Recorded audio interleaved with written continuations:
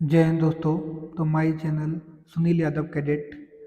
आज बात करते हैं कि लोकसभा और विधानसभा साथ में पंचायत चुनाव 100 दिन बाद होना चाहिए।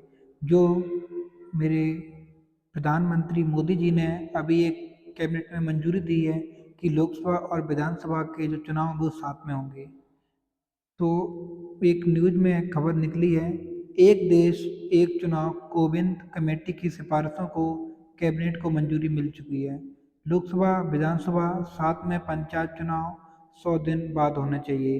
लोकसभा विधानसभा के बाद जो नगरीय निकाय और जो ग्रामीण वाले चुनाव होते हैं वो भी 100 दिन के भीतर होना चाहिए, ये बात कही गई है। तो भास्कर न्यूज जी दिल्ली में है। तो केंद्रीय कैबिनेट ने बुधवार को एक देश एक चुनाव के लिए गठित पूर्व राष्ट्रपति रामनाथ कोविंद की अध्यक्षता वाली कमेटी की सिफारिशों को मंजूरी दे दी है। सूचना और प्रसारण मंत्री अश्विनी वैष्णव ने बताया कि एक साथ एक चुनाव को 2 चरणों में लागू किया गया है। पहले चरण में लोकसभा और दूसरे चरण में 100 दिन के अंदर बाद पंचायत और स्थानीय निकायों के चुनाव होंगे। सभी चुनाव के लिए एक वोटर लिस्ट होगी, ही काम करेगी।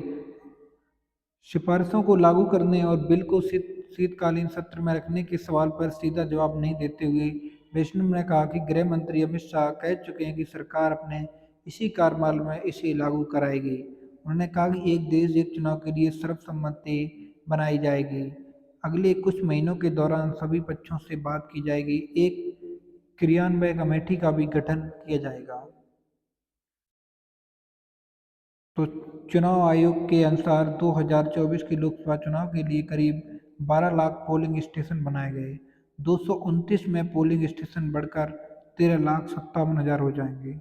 लोकसभा विधानसभा के चुनाव साथ होंगे तो ईवीएम की 56,55,000 बैलेट यूनिट, 17,78,000 कंट्रोल यूनिट और करीब 17,79,00,000 वीवीपैट की कमी होगी। लिहाजा 7,951 करोड़ रुपए का अतिरिक्त खर्च इन मशीनों पर करना होगा। एक साथ चुनाव कराने के लिए ईवीएम स्टोरेज भी चुनौती है। चुनाव आयोग कह चुके हैं कि ईवीएम के लिए वेयर हाउस कम है। प्राइवेट इमारतों शिक्षा संस्थान में इनका स्टोरेज करना पड़ता है। अधिक कर्मचारी लगाने होंगे। 2024 के आम चुनाव में 70 लाख कर्मचारी चुनाव में तैनात किए गए थे। हर 5 साल बाद 15% अधिक सिफारिशों के साथ अधिक कर्मचारी की जरूरत होती है। ये संवैधानिक उपायों की सिफारिश है। यह केंद्र और राज्य सरकार की बहुमत खोती हुई है। कैबिनेट समिति और लॉ कमीशन की सिफारिश है कि ऐसी स्थिति में बची हुई अवधि के लिए चुनाव कराए जाएं। यदि 2029 में एक साथ चुनाव तो मध्य प्रदेश, छत्तीसगढ़, झारखंड और राजस्थान को विस्तार जरूरी है। ये सभी विधानसभाओं का कार्यकाल जून 2019 में समाप्त करना है तो 5 राज्य मिजोरम, छत्तीसगढ़, मध्य प्रदेश, राजस्थान, तेलंगाना ऐसे हैं जिनकी विधानसभाओं को 6 महीने की विस्तार देना जरूरी होगा। इनके चुनाव दिसंबर 2028 में होने हैं। 6 विधानसभाएं गुजरात, हिमाचल, मेघालय, नागालैंड, त्रिपुरा, कर्नाटक का कार्यकाल 1 साल के महीने से लेकर 1 साल 7 महीने का ही रहेगा। गोवा, मणिपुर, पंजाब, उत्तराखंड, उत्तर प्रदेश की विधानसभाओं का कार्यकाल 2 साल 1 महीने से लेकर 2 साल 3 महीने का होगा। पुडुचेरी, बंगाल, तमिलनाडु, केरल, असम और बिहार विधानसभाओं का कार्यकाल 3 साल से लेकर 3 साल 7 महीने का होगा। जबकि हरियाणा, महाराष्ट्र, झारखंड, जम्मू कश्मीर और दिल्ली का कार्यकाल 4 साल 4 महीने से लेकर 4 साल 7 महीने का होगा।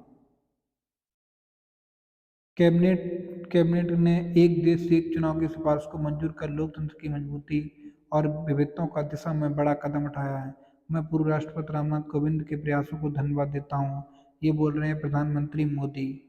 अब इस पर मल्लिकार्जुन खड़गे जी क्या कह रहे हैं, यह व्यवहारिक नहीं है। जब भी चुनाव आते हैं असल मुद्दों को भटकाने के लिए भाजपा ऐसे पैंतरे चलती है। ऐसा करना संविधान और संघवाद के खिलाफ है। देश इसे कभी स्वीकार नहीं करेगा, ये मल्लिकार्जुन खड़गे का कहना है। तो अब देखो इससे क्या फ़ायदे होते हैं क्या नुकसान होते हैं, ये बात की बात है।